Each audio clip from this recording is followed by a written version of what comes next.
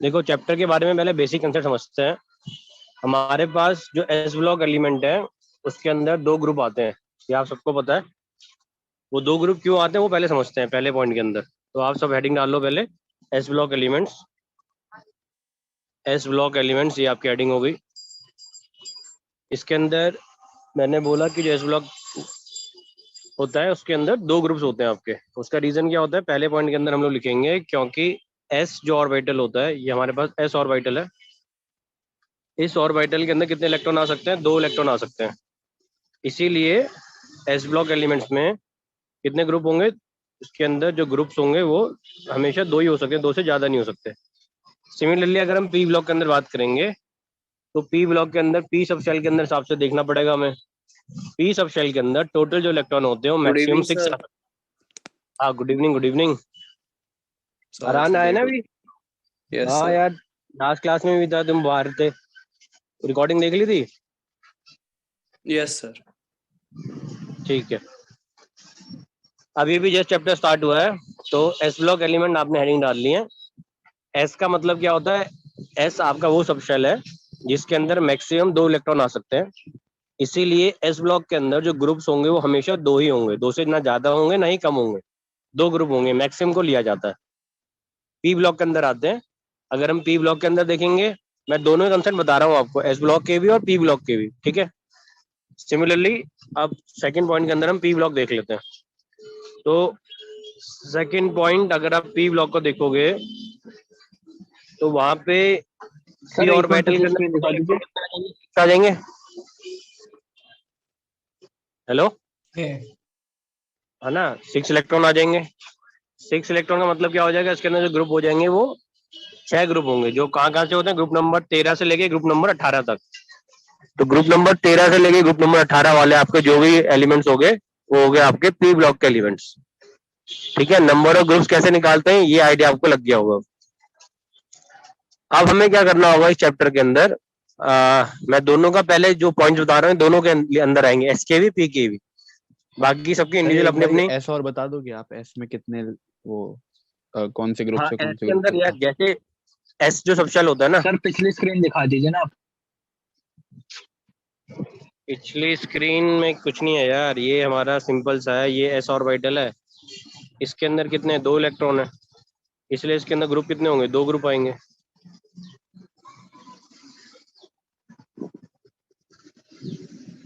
ठीक है, सिंपल है। एस जो होगा उसके अंदर कितने ग्रुप आ रहे हैं? 2 ग्रुप आ रहे हैं। इसमें कोई दिक्कत तो नहीं है? आराम क्लियर है ना? Yes sir. ओके। ऐसे ही सिमिलरली पी ब्लॉक के अंदर, पी सब सेल के अंदर टोटल जो इलेक्ट्रॉन्स होते हैं वो 6 होते हैं। तो उसके अंदर जो मैक्सिमम इलेक्ट्रॉन आएंगे 6 होने की वजह से 6 ग्रुप हो जाएंगे। अब इसके अंदर सबसे, जितने भी, चाहे हम पी ब्लॉक की बात करें या एस ब्लॉक की बात करें, कुछ ऐसे एलिमेंट्स होते हैं जिनका बिहेवियर बाकियों से बिल्कुल ही अलग होता है। इसको आप ऐसे समझ सकते हो जैसे आपकी क्लास के अंदर, जो टोटल 40 स्टूडेंट्स हैं, उन 40 स्टूडेंट्स में से जो स्टार्टिंग के पहले या दूसरा बच्चा कोई होगा जिसकी मतलब क्लास में रैंक 1 या रैंक 2 आती होगी, उसका जो बिहेवियर होगा अपनी क्लास के बाकी बच्चों से बिल्कुल अलग होगा, है ना। एवरेज बच्चे बात करते हैं यार हम क्लास के बाद यहाँ घूमते हैं, इधर जाते हैं, उनकी बातों में थोड़ा सा लाइफ में जीने वाली चीजें बहुत सारी मिल जाएंगी। जो थोड़े पढ़ाकू बच्चे होते हैं, जो थोड़ा करियर फोकस्ड होते हैं, वो कहते हैं भाई जाएंगे लेकिन पहले काम करते हैं, कुछ पढ़ लेते हैं, उसके बाद निकल जाएंगे। तो वो उनकी एक लिस्ट में आता है लेकिन थोड़ा लेट आता है, पहले आता ही पढ़ लेते हैं, उसके बाद कर लेंगे जो भी करेंगे। तो इस चीज में ये थोड़ा सा जो तुम्हें ध्यान रखना है कि ऐसे ही हमारे एस ब्लॉक में और पी ब्लॉक में जो एलिमेंट्स होते हैं वो एनामोलस प्रॉपर्टी दिखाते हैं। और ये जो एलिमेंट्स होंगे ये कौन से होंगे? टॉपर एलिमेंट्स होंगे। तो एनामोलस प्रॉपर्टी के लिए आप लिखो एनामोलस प्रॉपर्टी। ये क्या प्रॉपर्टी होती है? The unique property, the unique property by the topper element, by the topper element. ये वो यूनिक प्रॉपर्टी है जो कि टॉपर एलिमेंट दिखाते हैं। किसके टॉपर एलिमेंट दिखाते हैं? एस ब्लॉक के भी और पी ब्लॉक के भी। सर वो टॉपर एलिमेंट के एक दो एग्जांपल है ना। हाँ हाँ, मैं एक एक करके सारे एग्जाम्पल बताऊंगा आपको, कौन कौन से एग्जाम्पल टॉपर एलिमेंट के अंदर आ जाएंगे, वो सारे हम लोग डिस्कस कर लेंगे अभी। सर ये आपने क्या सर लिखा है? ये टेक्निक प्रॉपर्टी लिखा था। अच्छा, हाँ मैंने लिखा था एनामोलस, ANOMOLOUS, एनामोलस प्रॉपर्टी। फिर उसमें लिखा हुआ है the unique property by the topper elements, the unique property by the topper elements. Sir representative elements कौन से होते हैं? एस और पी ब्लॉक के एलिमेंट्स को हम एक साथ रिप्रेजेंटेटिव एलिमेंट्स कहते हैं। Togetherly S and P block elements are called representative elements. ये हमने जो पीरियोडिक टेबल पढ़ा था उसके अंदर भी था।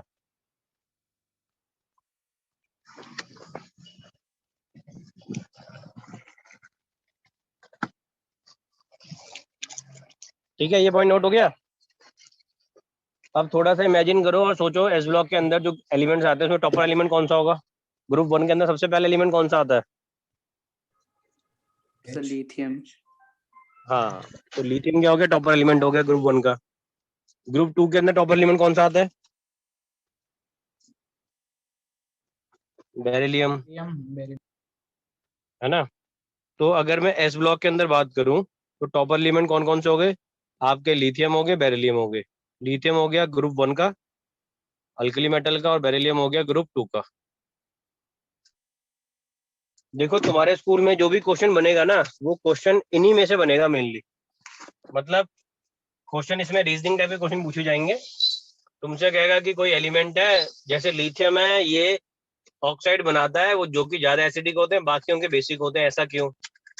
वो होगी उसके एनामोलस प्रॉपर्टी, बाकियों से अलग प्रॉपर्टी दिखाता है थोड़ा सा। तो इसके अंदर जो भी क्वेश्चन आएंगे उसी टाइप के से आएंगे।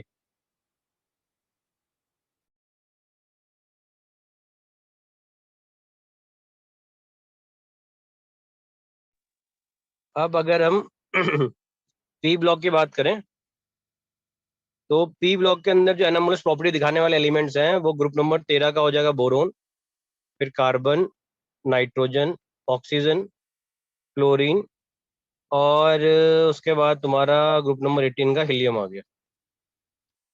ठीक है, ये हमारे वो एलिमेंट्स हो गए पी ब्लॉक के अंदर जो कि एनामोलस प्रॉपर्टी दिखाएंगे। एनामोलस प्रॉपर्टी मतलब बाकियों से बिल्कुल ही अलग प्रॉपर्टी दिखाएंगे, बाकियों से अलग बिहेवियर होगा। जैसे सारे के सारे अगर मैं कहूँ कि मेटेलिक होते हैं तो ये लेस मेटेलिक होंगे, सारे के सारे जब कोवलेंट बॉन्ड बनाते हैं तो ये आयनिक बॉन्ड बनाएंगे। तो इनका जो बिहेवियर होगा अपने ग्रुप में सबसे ही अलग होगा, उसी को हम लोग एनामोलस प्रॉपर्टी कहते हैं। यहाँ तक कहानी क्लियर हो रही है सबको? किसी में डाउट तो नहीं आ रहा इसमें? नहीं सर। ठीक है, अब आते हैं हम लोग पी ब्लॉक के अंदर। ये वाली प्रॉपर्टी कर लिया हमने। अब एनामोलस प्रॉपर्टी के ऊपर कभी कभार क्वेश्चन आ जाता है कि वो एनामोलस प्रॉपर्टी दिखा क्यों रहे हैं। वाई पूछ लेगा आपसे, boron, carbon, nitrogen show anomalous property. ठीक है, तो उसका एक छोटा सा रीजन है, वो समझते हैं। तो आप लिखो ऐसे करके, हेडिंग डाल लो एक,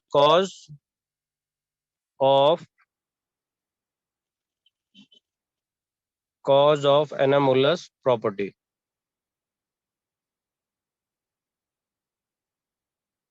तो उसके अंदर अलग अलग रीजन आते हैं। पहला होता है, उसका रीजन होता है स्मॉल साइज। दूसरा रीजन होता है high electron enthalpy and electron negativity, EN। तीसरा रीजन हो जाएगा absence of d orbital, absence of d orbital. और चौथा रीजन मैं ब्लू से लिख रहा हूँ थोड़ा इधर को, अगर यहाँ पे कहाँ लिखूँ, यहाँ पे अगर आ जाए तो चौथा रीजन हो जाएगा high polarising power. High high हो जाएगा P.P। P.P का मतलब क्या है? High polarising power. Second point क्या है सर? सेकंड पॉइंट है high ionisation enthalpy and electron negativity.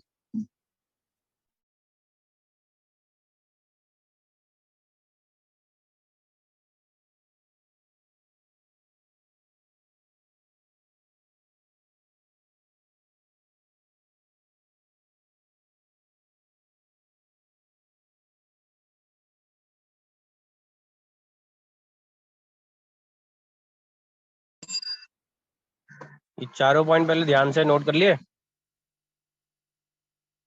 Yes sir. Okay, तो देखो इसको याद कैसे रखना है। सबसे बड़ा जो पॉइंट है हमारा वो क्या है, स्मॉल साइज है। अब जो स्मॉल साइज होता है आपका, किसी भी एटम का अगर साइज छोटा होगा, तो हमने ये प्रोडक्ट टेबल के अंदर ऑलरेडी पढ़ा है कि जो साइज होता है this is inversely proportional to electron negativity, and we also know that same size is also inversely proportional to ionisation enthalpy. तो दोनों के ही इनवर्सली प्रोपोर्शनल होता है साइज। तो स्मॉल साइज के मतलब आपका सेकंड पॉइंट भी कवर हो जा रहा है उसके अंदर, और वो सेकंड पॉइंट क्या कवर हो रहा है, हाई इलेक्ट्रॉन नेगेटिविटी और हाई आयोनाइजेशन एंथैल्पी। ठीक है। इसमें तो कोई डाउट नहीं है ना। अब थोड़ा सा और आगे एक और कंसेप्ट को समझते हैं। एक मैंने यहाँ पे पॉइंट लिखा है जिसका नाम है पोलराइजिंग पावर। किसी को कुछ आइडिया है what is polarising power?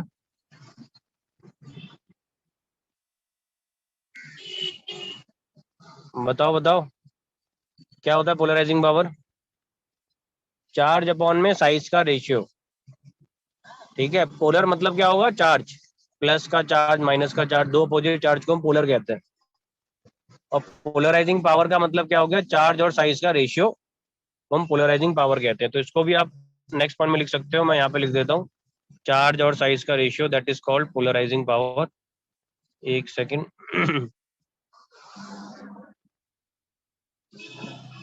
Polarising power that is charge divided by size, इनके रेशियो को हम क्या कहते हैं, पोलराइजिंग पावर कहते हैं।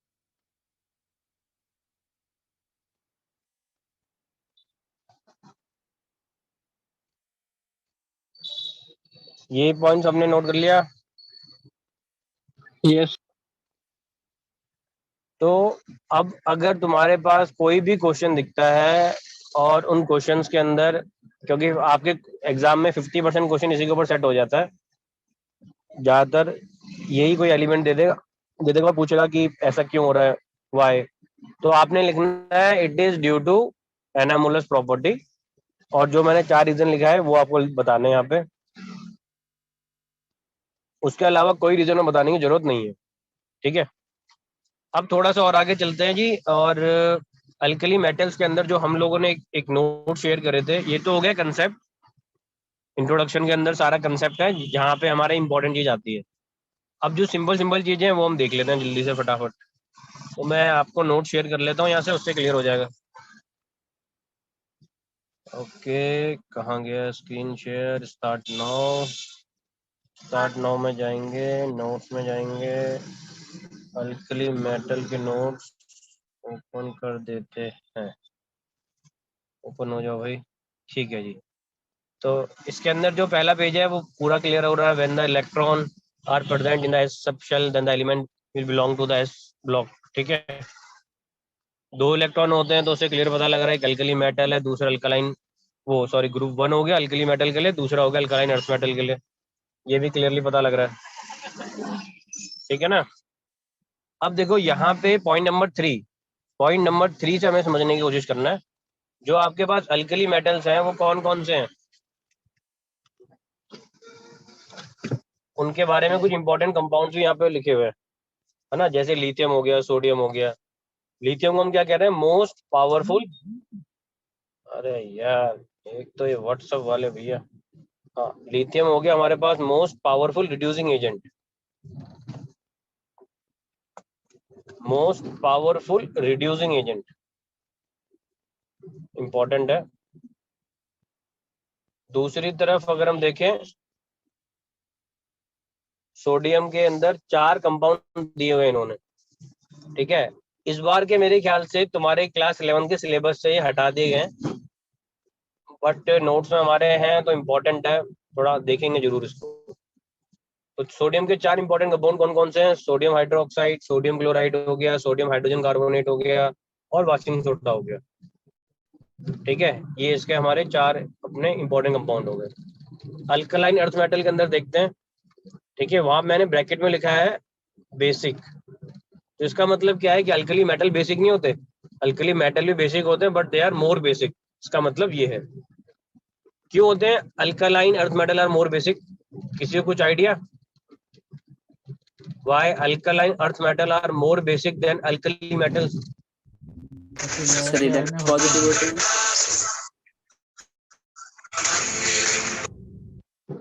हाँ एक बार बोलो क्यों होते हैं? सर पीरियोडिक टेबल में राइट वाले ज्यादा बेसिक होते हैं। सर इलेक्ट्रो पॉजिटिव जी। हाँ चलो ठीक है, एक हाँ ठीक है, गुड पॉइंट, शाबाश।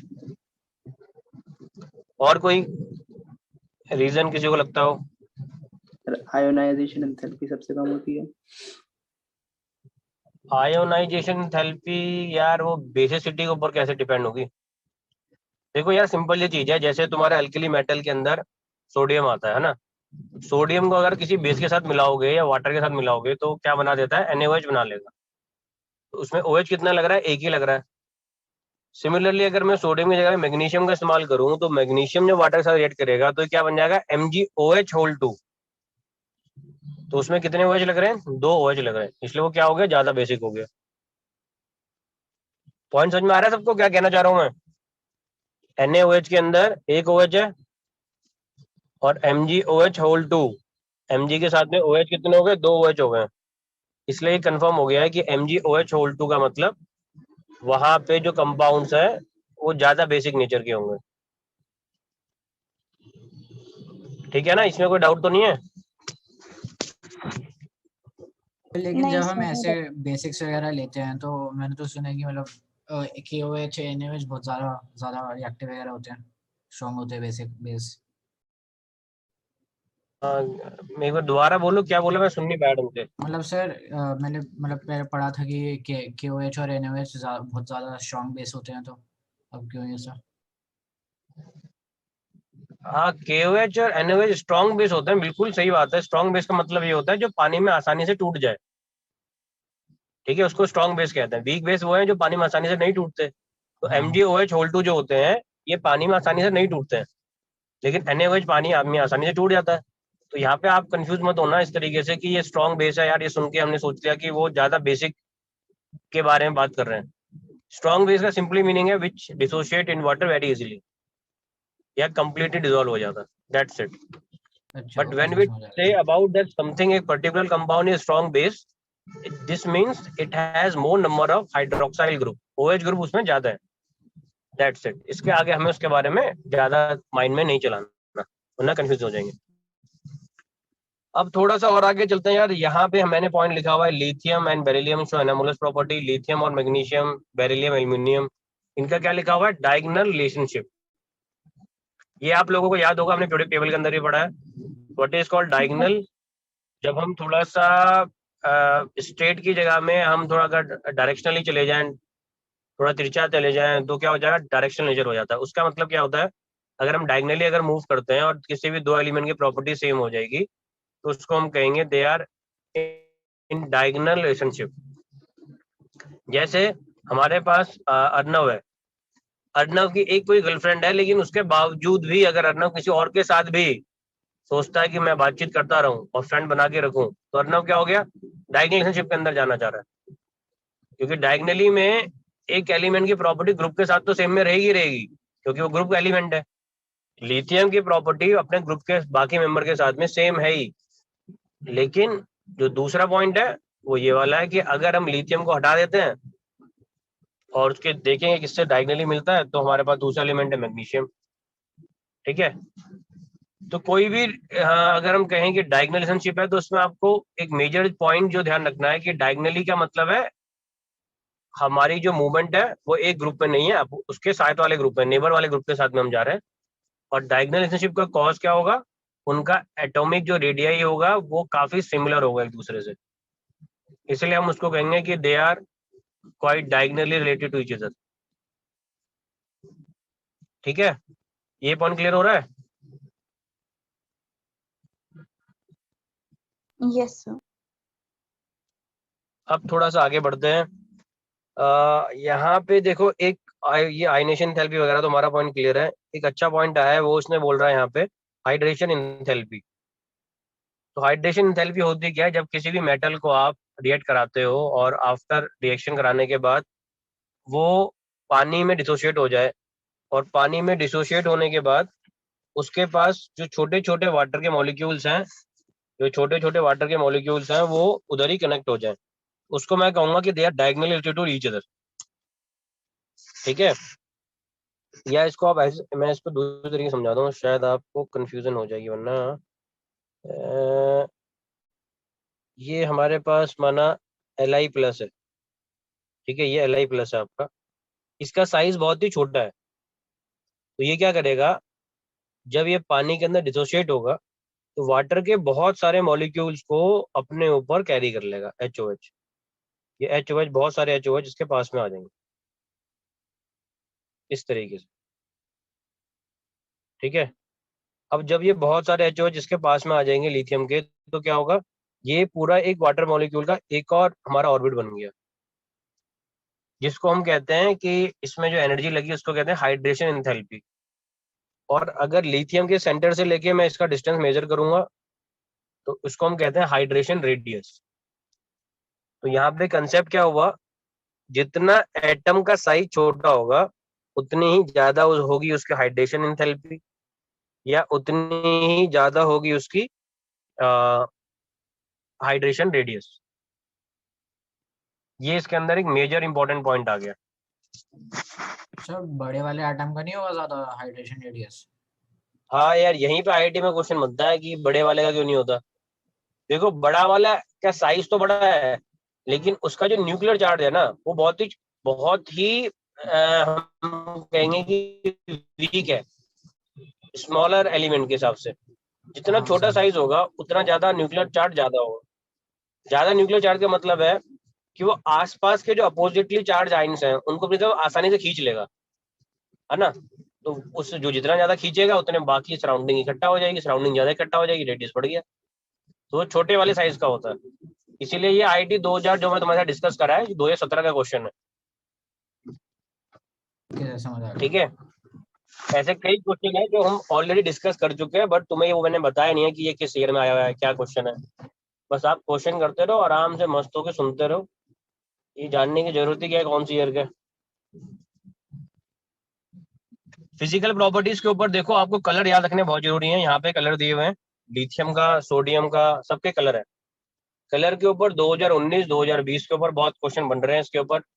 डायरेक्ट सिंपल लड्डू सा क्वेश्चन है, which one of the following is the colour of sodium. तो सोडियम कलर क्या होता है, येलो होता है। ठीक है, थोड़ा ध्यान रखना है। लिथियम का क्रिम्सन रेड कलर हो गया। आर, रूबिडियम का तो पता ही लग रहा है, आर से आ रहा है, तो रेड तो होगा ही होगा, रेड वायलेट कर दिया। अब CS है, CS में क्या आ रहा है, लास्ट में S आ रहा है। S मतलब क्या होता है, स्काई। स्काई जो है ब्लू कलर का होता है, हम तो इसलिए हम कह देते हैं CS मतलब ब्लू कलर हो गया, है ना। तो ये थोड़ा थोड़ा आपको ऐसे ध्यान रखना है, तभी क्लियर हो पाएगा। अब आगे बढ़ते हैं जी। यहाँ पे एक लिखा हुआ है कि कलर के हिसाब से ये डिटरमाइन करता है flame photometry test. Flame photometry test क्या होता है, वो टेस्ट होता है जिससे हम लोग ये आइडेंटिफाई कर लेते हैं कि कोई भी जो कंपाउंड हम इस्तेमाल करेंगे वो जब एक्साइटेड होगा तो आफ्टर एक्साइटेशन वो जो कलर अपीयर करेगा वो कलर उस कंपाउंड का स्पेसिफिक होगा। वो ऐसा नहीं हो सकता कि हर एक जगह में वो अलग अलग कलर अपीयर करे और डिफरेंट डिफरेंट टाइप के प्रॉपर्टी को दिखाए, वो पॉसिबल नहीं है, इसी के अंदर ये पॉसिबल होगा। तो ये थोड़ा सा और एक अच्छा पॉइंट है। ठीक है, फ्लेम फोटोमेट्री टेस्ट, ये वाला पॉइंट आपको थोड़ा सा क्लियर हो गया। फ्लेम फोटोमेट्री टेस्ट क्या मतलब है। Yes, qualitative sir. एनालिसिस हम लोग कर लेते हैं किसी भी एलिमेंट की। अगर हमें ये पता लगाना है कि हमारे पास लिथियम प्योर फॉर्म में है या इम्प्योर फॉर्म में है, तो मैं उसको हीट करूंगा, उसकी फ्लेम में अगर मुझे ये क्रिम्सन रेड कलर सा नजर अपीयर हो रहा है तो मैं कहूंगा yes, lithium is in purest form, ये फ्लेम फोटोमेट्रिक टेस्ट में पास हो चुका है। तो क्वालिटेटिव एनालिसिस के लिए कराया जाता है, अच्छा पॉइंट है, ध्यान रखना है। उसके बाद ये मैंने वही दिखा रखा है, ग्राउंड से एक्साइटेड स्टेट में आए, आग बना रखी है, कलर दिख रहा है। केमिकल प्रॉपर्टीज में आते हैं, सिंपल सिंपल केमिकल प्रॉपर्टीज है। पहले तो लिथियम जो होता है मोनो ऑक्साइड बनाता है। मोनो मतलब लिथियम एक ही ऑक्सीजन से कनेक्ट हो सकता है, तो हो गया मोनो ऑक्साइड। सोडियम जो होता है पेरोक्साइड बनाता है। पेरोक्साइड मतलब हम मार्कोनिकोव रूल के अंदर, सॉरी एंटी मार्कोनिकोव अंदर ही पढ़ चुके हैं। पेरोक्साइड है ना, 2 ऑक्सीजन एटम जो लिंक पे होते हैं, Na2O2 हो गया। अदर जो होते हैं सुपर ऑक्साइड होते हैं। सुपर ऑक्साइड की पहचान क्या होती है? O2 minus. यहाँ पे स्टार लगा रखा है, आईटी के लिए इंपॉर्टेंट पॉइंट है, O2 माइनस। मतलब इसके अंदर जो ऑक्सीजन होगा उसके ऊपर चार्ज क्या होगा? माइनस का चार्ज होगा, इसलिए हमने क्या बोला है उसे? O2 minus. ये एक अच्छा पॉइंट है, ध्यान रखना है, ठीक है। फिर सिंपल सिंपल ये चीज है यार, रिएक्टिविटी टुवर्ड वाटर, मेटल और वाटर के साथ रिएक्ट करा दिया तो टूट गया, आइंस में मेटल टूट गया, OH माइनस H2 डाइहाइड्रोजन बाहर निकल गया। बहुत सिंपल सिंपल से पॉइंट है, ऐसा कुछ है नहीं। रिएक्टिविटी टुवर्ड डाइहाइड्रोजन, ये भी सिंपल सा है। मेटल लिया, डाइहाइड्रोजन से रिएक्ट कराया मेटल, और ये इसको डिसोशिएट कर दिया, इजी है। Then reactivity towards halogen. Halogen तो आपको पता ही है, अगर मैं सोडियम को Cl के साथ रिएक्ट कराऊंगा तो क्या होगा? NaCl टूट जाएगा किसमें? पहले तो Na+Cl जुड़ जाएगा, है ना। अगर तोड़ूंगा भी तो कैसे टूटेगा? Na+Cl माइनस में। तो सिंपल है, कोई ऐसे बहुत ज्यादा कॉम्प्लिकेटेड तो है नहीं, इजी वाला पॉइंट है। सिमिलरली अगर मैं लिथियम और आयोडीन को जोड़ता हूँ तो लिथियम आयोडाइड बन जाता है, ठीक है। और लिथियम आयोडाइड क्या होता है? मोस्ट कोवलेंट होता है इन नेचर। इसको थोड़ा सा स्टार जहाँ पे लगा हुआ है उसको स्टार ही बने रहने देना माइंड में भी अपने। लिथियम आयोडाइड का मतलब है मोस्ट कोवलेंट, ठीक है। इंपॉर्टेंट पॉइंट है, इंपॉर्टेंट ही बने रहने देना, उसको कंफ्यूज होकर चेंज करने की जरूरत नहीं है। देन इधर reducing nature, lithium most reducing agent, ये हमने इसके इंट्रोडक्शन में भी पढ़ ही लिया था। Sodium is the least reducing agent. E not value, E not value याद आ रहा है किसी को? What is E not value? कहाँ पढ़ी थी हम लोगों ने ई नॉट वैल्यू? कुछ याद आ रहा है? Reduction potential. रिडॉक्स के अंदर पढ़ी थी ना ई नॉट वैल्यू। Reduction potential. हाँ, ऑक्सीडेशन पोटेंशियल, रिडक्शन पोटेंशियल। हाँ, correct correct, good good good. तो वही है ई नॉट वैल्यू, यहाँ पे सेम चीज़ है, अलग से कुछ नहीं है। तो यहाँ पे हम लोग कह रहे हैं कि ई नॉट वैल्यू अगर नेगेटिव होती है तो रिड्यूसिंग स्ट्रेंथ होगी, पॉजिटिव होगी ऑक्सीडाइजिंग स्ट्रेंथ होगी। ऑक्सीडाइजिंग स्ट्रेंथ का मतलब है इलेक्ट्रॉन का लॉस होना, रिड्यूसिंग का मतलब क्या होगा? इलेक्ट्रॉन का गेन होना। तो बहुत सिंपल चीज़ है, ज़्यादा परेशान होने की जरूरत नहीं है। उसके बाद 6th के अंदर मैंने इंपॉर्टेंट लिखा हुआ है, ये क्या पॉइंट है? Solution in liquid ammonia. मतलब किसी भी जब अल्कली मेटल को मैं रिएक्ट कराऊंगा अमोनिया के साथ में तो वो एक कॉम्प्लेक्स क्रिएट करेगा। वो जो कॉम्प्लेक्स है, ये रिएक्ट कराया, ये कॉम्प्लेक्स बन गया। अब इस कॉम्प्लेक्स के अंदर एक प्रॉपर्टी क्रिएट होती है, the alkali metal dissolve in liquid ammonia giving deep blue solution which are conductive in nature. Conductive का मतलब बताइए, उसमें से इलेक्ट्रिसिटी पास हो जाएगी। कब? जब मैं अगर इसको रिएक्ट कराऊंगा अमोनिया के साथ में। तो पहली पहचान तो ये होगी, कोई भी अल्कली मेटल लिया, उसकी प्योरिटी चेक करनी है, अमोनिया के साथ रिएक्ट कराया, देखा क्या डीप ब्लू कलर अपीयर हो रहा है या नहीं हो रहा। अगर डीप ब्लू कलर अपीयर हो रहा है तो हमने सीधा बोल दिया कि yes this compound is alkali metal. Plus अगर हमने ये देखा उसमें करंट भी पास हो रहा है तो ये और कन्फर्मेटरी टेस्ट हो गया, कंफर्म हो चुका है हमें, ठीक है। तो ये जो सोल्यूशन होता है वो कौन से नेचर का होता है? पैरामैग्नेटिक। अब आगे देखो, जो टेस्ट के लिए आईआईटी के हिसाब से बड़ा इंपॉर्टेंट लिखा हुआ है मैंने, but in concentrated solution the blue colour changes to brown plus paramagnetic behaviour changes to diamagnetic behaviour. This is very very important star note है, ध्यान से समझना है, इस चीज को याद भी रखना है। ये सिर्फ कॉम्पिटिटिव एग्जाम के लिए बड़ा इंपॉर्टेंट है। स्कूल में आपके सामने जो क्वेश्चन आएंगे वो आएंगे एनामोलस बिहेवियर के हिसाब से। लिथियम अलग बिहेवियर क्यों दिखाता है? क्वेश्चन कोई भी होगा, आपने वही 4 घिसे पिटे आंसर लिखने हैं उसके अंदर। Small size, high electronegativity, high ionisation enthalpy and absence of d orbital. वो स्कूल के लिए बहुत है, ठीक है। लेकिन ये कॉम्पिटिटिव एग्जाम के लिए, कब वो डायमैग्नेटिक से पैरामैग्नेटिक सॉल्यूशन में कन्वर्ट हो जाता है alkali metal? When they are reacted with ammonia, when they are reacted with nitrogen dioxide, ऐसे उसमें ऑप्शन दे देगा। तो आपको ध्यान रखना है अमोनिया के साथ में, ठीक है। ये पॉइंट क्लियर हो गया सबको?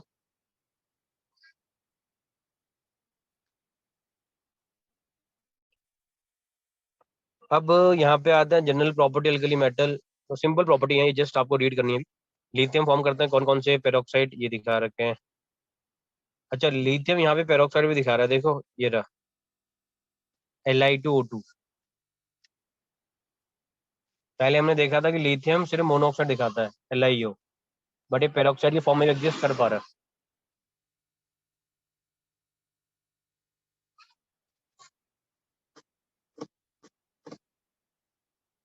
हेलो हेलो हेलो, तुम लोग सुन रहे हो या कोई गायब हो गए हो? नहीं सर, सुन रहे हैं।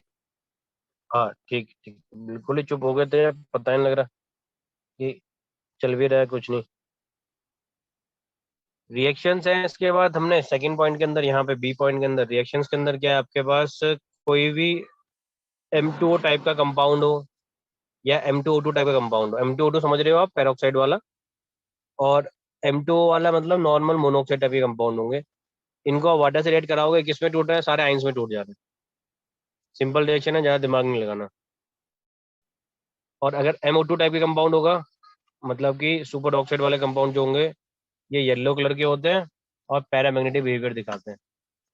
तो अगर इनडायरेक्टली हमें क्वेश्चन पूछा जाएगा कि कौन सा कंपाउंड पैरामैग्नेटिक बिहेवियर दिखाएगा, कंपाउंड में यहाँ पे ऑक्साइड के रिस्पेक्ट में बोला जाएगा, तो ध्यान रखना, super oxide will show paramagnetic behaviour. Exam में क्वेश्चन आ चुका है पता नहीं कौन से ईयर का था, लेकिन ये आया हुआ क्वेश्चन है। हेलाइड्स के अंदर आते हैं। हेलाइड्स का मतलब क्या होता है? जब भी कंपाउंड को हम हेलोजन से रिएक्ट कराते हैं तो हेलाइड बन जाते हैं। हेलाइड की प्रॉपर्टी क्या है? सिंपल है, पहला point MX, high melting point, colourless होते हैं, सॉलिड होते हैं। Enthalpy of hydration less negative होती है towards fluorine to iodine. Melting और बॉइलिंग पॉइंट इनका इस तरीके से इंक्रीज हो रहा है, पहले फ्लोरीन का होगा, हाई होगा। फिर एक डी पॉइंट है इसके अंदर जहाँ स्टार लगा रखा है, ये है इसका डी पॉइंट। इसको समझना है आपने थोड़ा सा। Low solubility of lithium fluoride is due to high lattice enthalpy, पहला। फिर हम दोबारा लिख रहे हैं, low solubility of CSI is due to smaller hydrogen enthalpy of both ions. ये बोथ आइन लिखा हुआ है लास्ट में, ठीक है, कंफ्यूज मत होना। ये जो वर्ड है यहाँ पे, ये इसका मतलब क्या है? बोथ आइन, BOTH, both ions.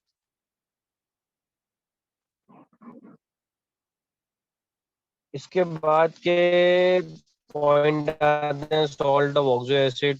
Oxo acid क्या होता है? कोई भी ऐसा कंपाउंड जिसमें ऑक्सो ग्रुप हो। और ऑक्सो ग्रुप हम कहते हैं जब भी ऑक्सीजन के साथ में डबल बॉन्ड होता है, उसको ऑक्सो ग्रुप कहते हैं, ठीक है। ऑक्सो ग्रुप क्या हुआ? ऑक्सीजन के साथ में, जैसे यहाँ मैं अगर ऑक्सीजन बनाता हूँ, ये ऑक्सीजन हो गया, इसके साथ में डबल बॉन्ड हो गया। अगर आप एग्जाम्पल समझो H2SO4 का, तो सल्फ्यूरिक एसिड का स्ट्रक्चर होता है H। अरहान, ठीक है, अरहान भी आ गया है। Okay done. तो एक मिनट यार, यहाँ पे स्क्रीन शेयर का ऑप्शन ऑन कर देते हैं। Start now. जय शिव शंभु, ओम नमः शिवाय। हाँ जी, तो मैं आपको बता रहा था, एक बहुत ही अच्छा सा कंसेप्ट था, वो था ऑक्सो एसिड का। उसमें सल्फर जो होता है, या सॉरी सल्फर कह रहा हूँ, H2SO4 एग्जाम्पल में दे रहा था। तो आप स्ट्रक्चर कैसे बनाओगे? H आ गया एक, इधर सल्फर आ गया एक, ऑक्सीजन, ऑक्सीजन इधर सल्फर, ये H, डबल बॉन्ड O, और ये डबल बॉन्ड O आ गया। तो ये जो डबल बॉन्ड O आप देख रहे हो ना, ऑक्सीजन और डबल बॉन्ड O, इसको हम कहते हैं ऑक्सो ग्रुप। क्या कहते हैं इसे? Oxo group. तो अगर यहाँ पे हम कभी टर्म यूज करते हैं कि ऑक्सो एसिड है, तो ऑक्सो एसिड मतलब क्या होगा? उसमें एक डबल बॉन्ड होगा और वो डबल बॉन्ड ऑक्सीजन से कनेक्टेड होगा, तो हम क्या कहेंगे? ऑक्सो ग्रुप, ठीक है।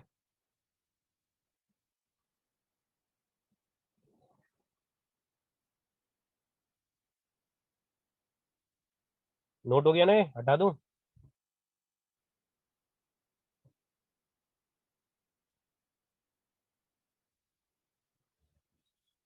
Yes, sir. नोट हो गया, हटा दूं ना? Yes sir. ओके जी।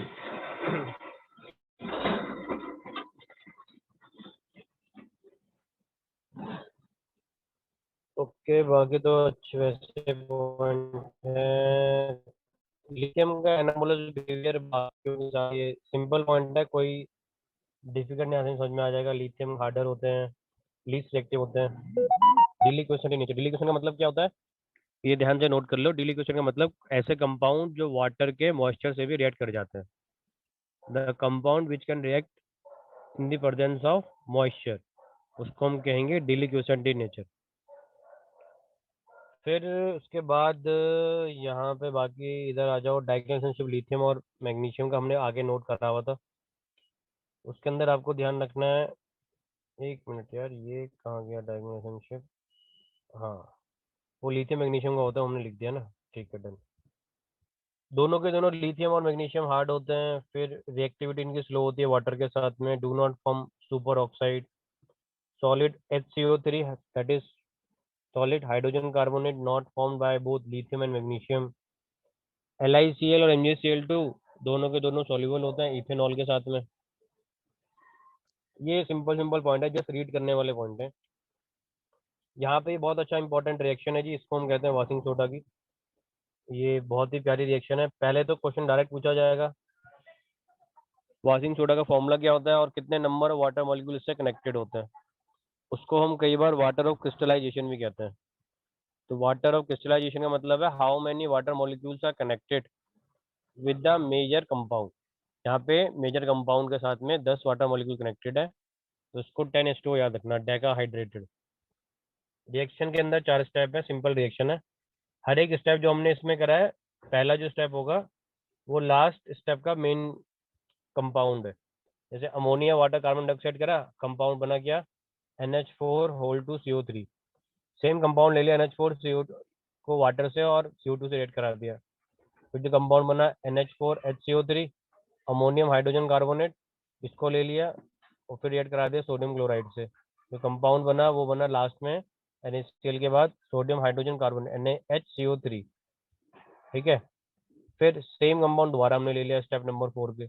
तो कहने का मतलब सिंपल सा है कि जो भी फर्स्ट स्टेप का प्रोडक्ट होगा वो सेकेंड स्टेप का मेजर रिएक्टेंट होगा, यही इसमें चलता रहता है। तो ऐसे देखे डरना मत कि 4 स्टेप की रिएक्शन है, 2 ही रिएक्शन है, मैं वो रिपीट होने में लगा।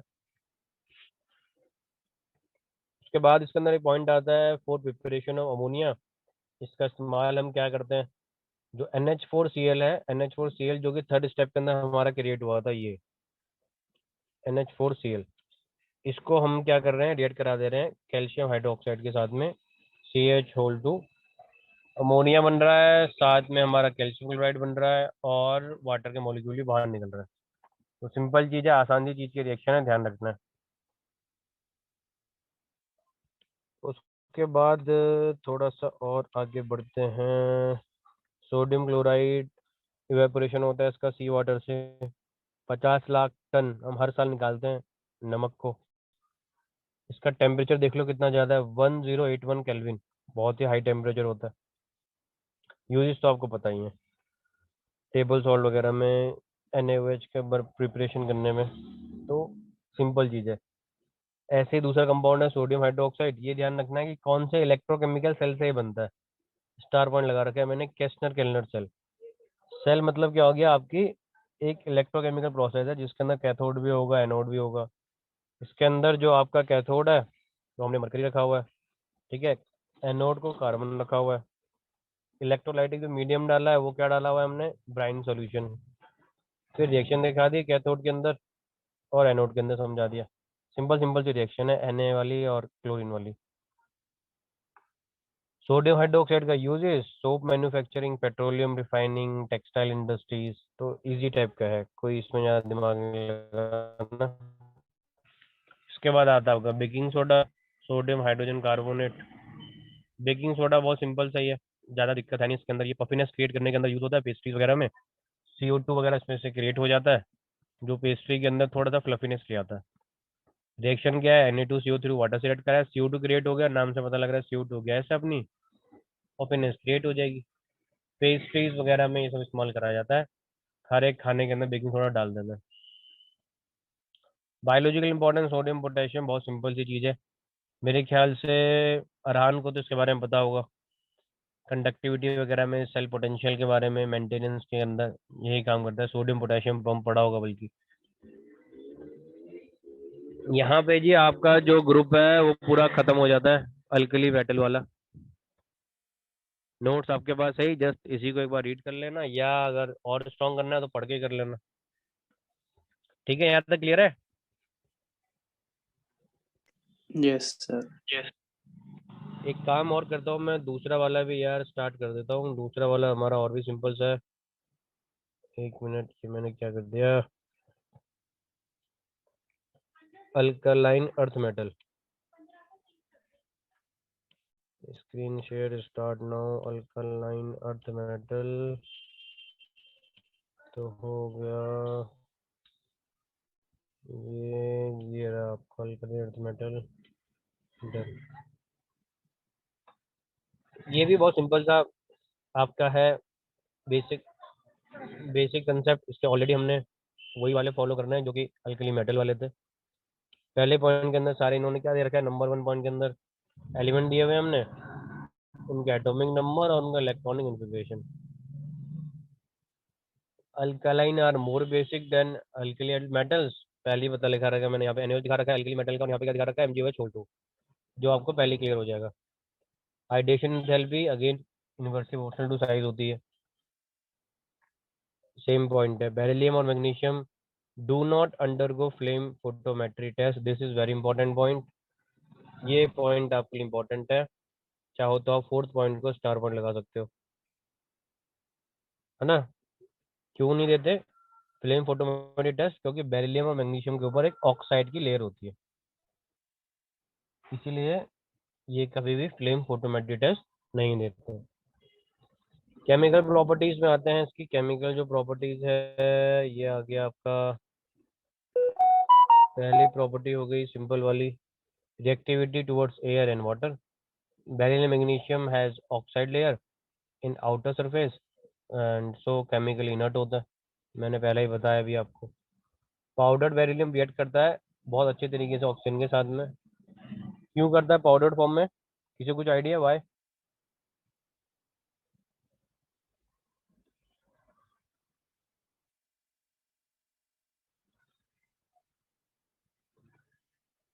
बताओ भाई।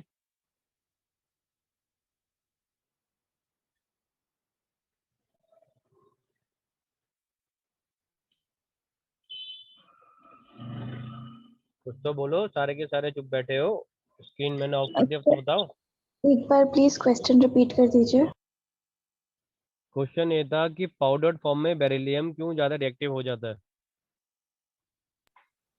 सर मे बी बिकॉज वो पाउडर्ड फॉर्म में मतलब ज्यादा एरिया होता है उसका, तो मतलब वो अच्छे से मिक्स वगैरह हो जाता होगा। हाँ, पाउडर्ड फॉर्म में सरफेस एरिया बढ़ जाता है। किसी भी कंपाउंड की अगर एक्टिविटी बढ़ानी है तो उसका सरफेस एरिया बढ़ा सकते हैं, तो यहाँ पे सरफेस एरिया बढ़ने की वजह से वो जल्दी कर जाता है। ठीक है। तो चैप्टर तो ये सिंपल है, जस्ट आपको इसको रीड वीड करना है, थोड़ा सिंपल ऐसे ऐसे रीडिंग कर लोगे हो जाएगा आसानी से, ज़्यादा परेशान होने वाली बात नहीं है। बट अगर आप चाहते हो कि प्रॉपरली करें तो रीडिंग के साथ साथ इसके नोट्स बना लेना। जो नोट्स हैं आपका बने बनाए, इसको थोड़ा प्रॉपरली लिख लोगे तो ज़्यादा फायदा होगा आपको कंपैरेटिवली वैसे।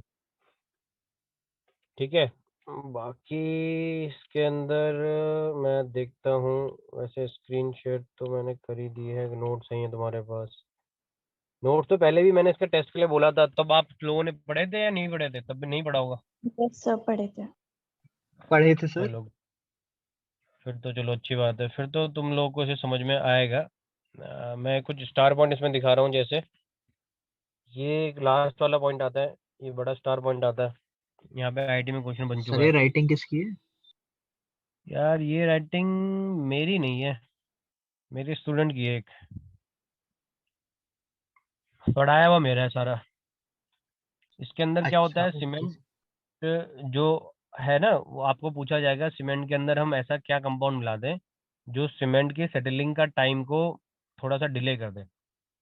तो हम कहते हैं सीमेंट के अंदर क्या मिलाते हैं, जिप्सम मिलाते हैं। ठीक है, क्या मिलाते हैं, जिप्सम। तो जैसे ही सीमेंट के अंदर जिप्सम को हम ऐड कर देंगे तो सीमेंट का सेटलिंग का जो टाइम होता है वो हमारा कम हो जाएगा, इसलिए सीमेंट बहुत जल्दी हार्ड नहीं बनेगा।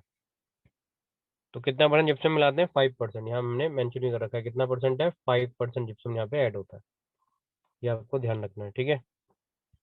और इसके अंदर एक बड़ा अच्छा पॉइंट है जिसको आईआईटी ने अभी तक क्वेश्चन नहीं बनाया बट बनाना चाहिए क्योंकि ये बहुत अच्छा साउंड करता है। Cement clinker. सीमेंट क्लिंकर क्या होता है? जब क्ले और लाइम को, ध्यान रखना, क्ले और lime are strongly heated, they fuse and react and reform, क्या बनाते हैं, फॉर्म क्या करते हैं? Cement clinker. This clinker is the mixture of 2 से 3% बाय वेट ऑफ जिप्सम, उसके अंदर हम ऐड करके रखते हैं। तो ये सीमेंट के लिए बड़ा इंपॉर्टेंट का पॉइंट है, सीमेंट क्लिंकर। फिर ये आपको छोटी क्लासों से पढ़ते हुए आ ही रहो आप, calcium sulphate, POP, CSO4 dot H2O, hemi hydrated होता है जिप्सम। ये शायद आपने छोटी क्लास में पढ़ा भी होगा, डेड बन प्लास्टर भी कहते हैं इसे। कैल्शियम का यूज तो आता ही है यार। एक मिनट, ये पॉइंट कैल्शियम की कुछ रिएक्शन है। अब ये पता नहीं तुम्हारी क्लास में पहले ये कराया हुआ है या नहीं कराया हुआ, कैल्शियम कार्बोनेट स्कूलों में पहले 9th-10th में कुछ हुआ था इसके बारे में? नॉर्मली 10th में ही हुआ था, मतलब वो भी बहुत रफ सा एरिया। ये सिंपल रिएक्शन होते हैं बेसिकली। कैल्शियम कार्बोनेट को बनाने के तरीके हैं। पहला तरीका है, देखो, कैल्शियम हाइड्रोक्साइड लिया, कार्बन डाइऑक्साइड रिएक्ट करा दिया, बन गया CaCO3। एक ये मेथड याद कर लो, सिंपल सा है। दूसरे मेथड में क्या करा इन्होंने, कैल्शियम क्लोराइड ले लिया और Ne2CO2 से रेड करा दिया, अगेन CaCO3 बन गया आपका। तो ये बहुत मतलब वन लाइन की रिएक्शंस है। और इसके अंदर हम सबको पता है यार, कैल्शियम कार्बोनेट तो बनेगा ही बनेगा प्रोडक्ट में। बाय प्रोडक्ट तो हमें मेजर पता ही है। रिएक्शन थोड़ा सा ध्यान रखना है, एक दो बार लिखोगे याद भी हो जाएगा। फिर इसकी रिएक्टिविटी क्या कर रखी है नीचे वाले के अंदर, यहाँ पे कैल्शियम क्लोराइड को हीट कर दिया। ऑब्वियसली बात है यार, इतना 1200 केल्विन में हीट करेंगे तो टूटेगा ही। टूट गया CaO में प्लस CO2 में। कैल्शियम क्लोराइड को HCl का रिएक्ट कर देंगे। HCl क्या होता है? हमारा एसिड होता है, स्ट्रॉन्ग अच्छा खासा एसिड है। वो भी डिसोशिएट कर देगा इसको, CaCl2 बन जाता है, वाटर बन जाता है, CO2 गैस बन के बाहर निकल जाएगी। सिमिलरली हमने सल्फ्यूरिक एसिड डाला, वो भी एक स्ट्रॉन्ग एसिड है, वो भी इसे डिसोशिएट करेगा। कैल्शियम सल्फेट, वाटर और CO2। तो ये जो रिएक्शन है सारी, ये तीनों जो रिएक्शन है अंडरस्टैंडेबल इजी टाइप की रिएक्शन है, इसको समझने में आपको दिक्कत नहीं होगी। ठीक है, मैं सीधा इसको उल्टे से करा रहा हूँ क्योंकि ऊपर वाले पॉइंट ज़्यादातर सबके अंदर सेम ही है। कैल्शियम हाइड्रोक्साइड, इसको हम कहते हैं प्यार से स्लेट लाइम। इसके ऊपर 2-3 पॉइंट के ऊपर क्वेश्चन बनता है। पहला पॉइंट क्या है, व्हाट इज लाइम वाटर? तो ये ध्यान रखना पहले पॉइंट में, aqueous CaOH whole two is called lime water. What is milk of lime? Suspension of CaOH whole two is called milk of lime. What is bleaching powder? ये direct formula है। ठीक है, और यहाँ पे एक हमने और स्टार पॉइंट बना रखा है, उसको भी हमें देखना बहुत जरूरी है। ये एक और स्टार पॉइंट है, ये वाला।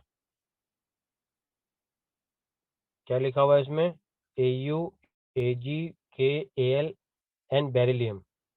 BE बेरिलियम है यहाँ पे, aluminium, potassium, silver and gold do not react with, किसके साथ में? एयर और वाटर। क्यों नहीं रिएक्ट करते? अगेन आंसर हमारे पास सेम होगा, because they have oxide layer. उनके आउटर मोस्ट सरफेस के अंदर ऑक्साइड लेयर होती है, इसीलिए ये कभी भी उससे रिएक्ट नहीं करते हैं, ना हवा से ना ही पानी से। ठीक है, पॉइंट क्लियर हो रहा है?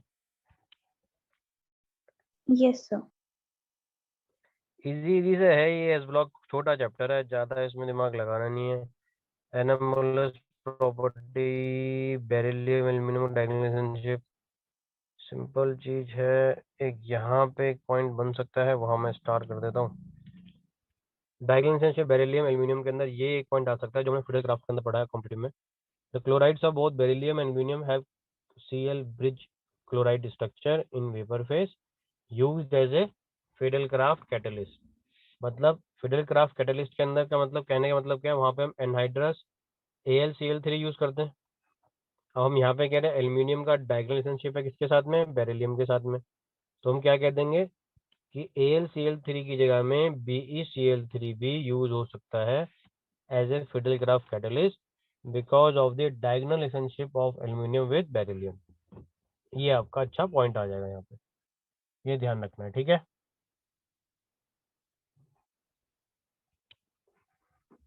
Okay okay okay, anomalous beryllium. Oxo acid ठीक है, हैलाइड ऑक्सो एसिड भी आ गया, हैलाइड भी आ गया, ठीक है। डायरेक्ट रिएक्शंस हैं, रीड कर लेना, इसमें भी कुछ ज़्यादा ऐसा है नहीं, मेरे हिसाब से तो ज़्यादा टाइम लगेगा भी नहीं तुम्हें रीड करने के बाद। ठीक है, ये तुम्हारा एस ब्लॉक खत्म हो गया है। कोई भी डाउट होगा एक बार रीड करना, डाउट इकट्ठा कर लेना, उसको डिस्कस कर लेंगे। अगली क्लास में बोलना तो डाउट्स कर लेंगे, या पी ब्लॉक करना होगा स्टार्ट तो पी ब्लॉक कर लेंगे, जिसमें भी तुम लोग कंफर्टेबल हो। ठीक है ना, सर वो आप लोग डिसाइड करके मुझे बता देना, उसके हिसाब से हम देख लेंगे। डाउट्स ही ले लीजिए। क्या करना है, पी ब्लॉक करना है? नहीं सर, डाउट्स ही ले लीजिए। हाँ डाउट्स ले लेंगे, एक बार कोशिश करना कि पी